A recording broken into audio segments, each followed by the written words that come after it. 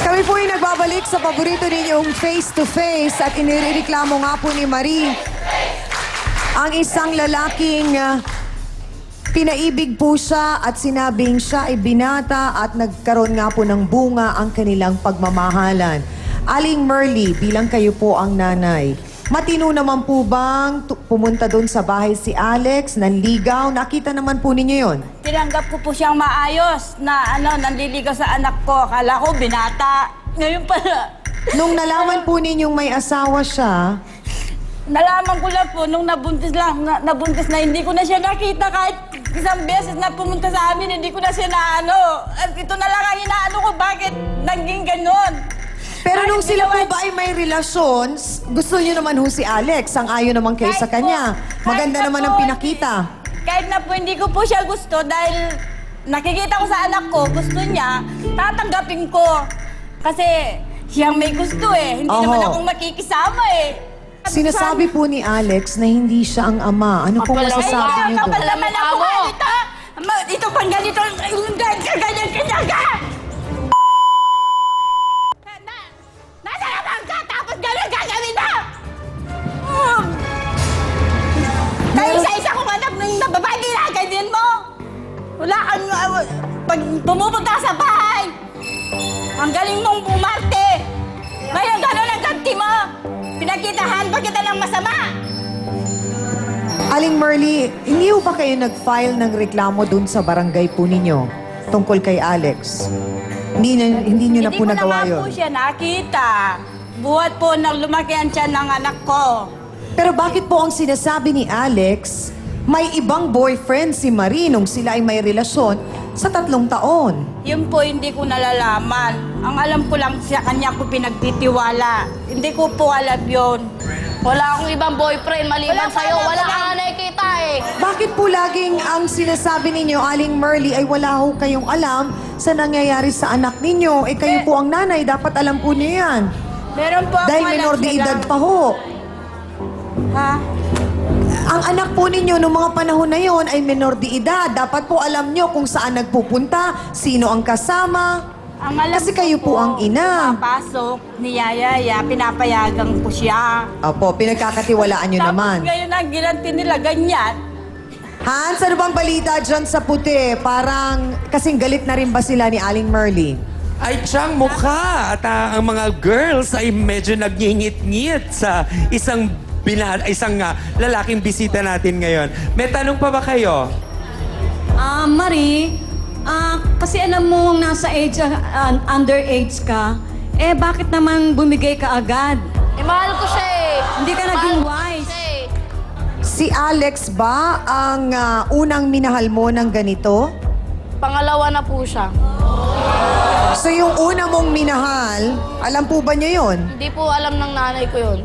So yung una mong minahal, may nangyari na rin sa inyo. Isang beses lang po.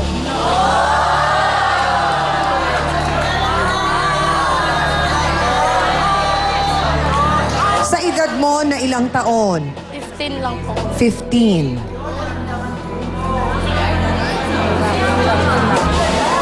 Nay, hindi nyo rin po alam yon. Hindi ko alam.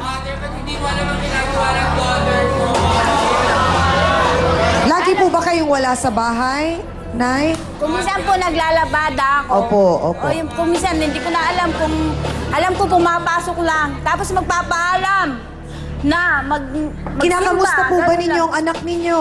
Tinatanong ko rin po kasi... Bakit kuminsan may katigasan din ang ulo. Pag inaano ko, parati ko na lang nasasaktan. Pag Pag may problema ho ba si Marie, kinakausap nyo? Baka naman ho kaya Ano, siya hindi. nagre-rebelde dahil din nga ho dun sa sinasaktan nyo siya. Siguro po, kasi tao lang tayo eh. Kung siyempre anak ko, gusto ko maganda ang magiging kalagayan niya. Ayoko yung maparoon. Pero hindi ho ang sagot doon ay ang paluin at sakta ng ating mga anak kung gusto nating maging maganda ang buhay nila. Kasi ho, si Marie may katigasan ng ulo nito. Paano hong matigas ang ulo? Pag sinasabihan ko siya, parang pag nakatalikod, bulong ng bulong sa hindi ko rin Ganun siya eh. Kaya yung... May katigasan siya ng ulo yun. So yung lalaking una mong nakarelasyon, Marie, hindi mo na yun nakikita, Hindi hindi na mo po. na nakakasama. So nung naging kayo ni Alex, siya na lamang ang karelasyon mo nung mga panahon na yun. Attorney Acosta, narinig natin ang reklamo ng mag-ina. Si Marie ay 16 years old nung nangyari yon. Niligawan siya. Nagsinungaling si Alex. Ano ba ang pwedeng ikaso sa mga lalaking nagsisinungaling at sinasabing sila ay binata kahit may asawa na? Lalo na't ganito, minor de edad si Marie. Kung sa ganong sitwasyon, ang iyong niloko ay minor de edad mula 12 hanggang below 18 years old, ay maaaring masangkot ka sa krimeng simple seduction. Ano po ang parusa? Yung simple seduction ay mayroong kaparusang arresto mayor o 1 month and 1 day to 6 months imprisonment. Kung mapatunayan naman po na si Alex ang ama ng bata o naging anak nga ni Marie, pero dinideny kasi niya. Pero kung mapatunayan na siya ang ama, paano po yung sustento o yung obligasyon niya dun sa bata? Ganong meron po siyang asawa na iba at may anak. Kung kasi dito, Ami, ang medyo komplikasyon kasi nito, yung bata ay considered na illegitimate child eh. So sa birth certificate ng bata, hindi pwedeng gamitin ni Maris yung apelido nitong si Alex, except yung bata mismo, yung anak nila mismo ang may karapatang gamitin yon. At wala ring karapatan itong si Maris upang i-divulge o kaya ay sabihin kung sino ang ama ng kanyang anak dun sa birth certificate ng kanyang anak. So dito talagang kinakailangang patunayan ni Maris na ito ngang si Alex ang ama ng kanyang anak, na idinideny naman ngayon nitong si Alex. Subalit kapag napatunayan ngayon ni Maris na talagang illegitimate child ni Alex, yung anak ni Maris, abay may karapatan o may obligasyon ngayon itong si Alex na suportahan yung bata. At yung sinasabi po ninyong paraan para mapatunayan ay ito po ay maaring gawin sa pamamagitan ng isang DNA test. Yung resulta niyan ay conclusive nga sa hukuman. Ibig sabihin, kung ano ang naging kinalabasan ng DNA examination, yun na ang katibayan ng pagiging ama o pagiging ina. Maraming salamat po, Attorney. Mga kapatid, tawagin naman po natin ang babaeng nasa probinsya at wala pong kamalay-malay sa mga ginagawa ng kanyang asawa dito sa Maynila. Ang asawa po ni Alex na si Mercedita Berao. Pasok!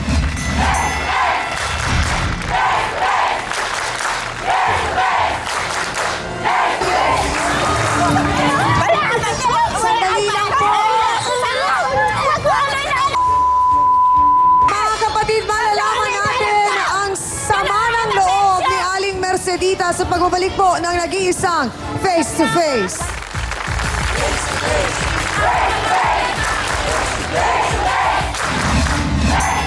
Handa kayong dalawa pareho sa magiging resulta ng test na ito. Opo. Nasa kamay ko na nga po ang resulta ng ginawang DNA test. Ang katotohanan ay nakasaad sa resulta na ito. Miss Ami Perez would like to thank the following: Dr.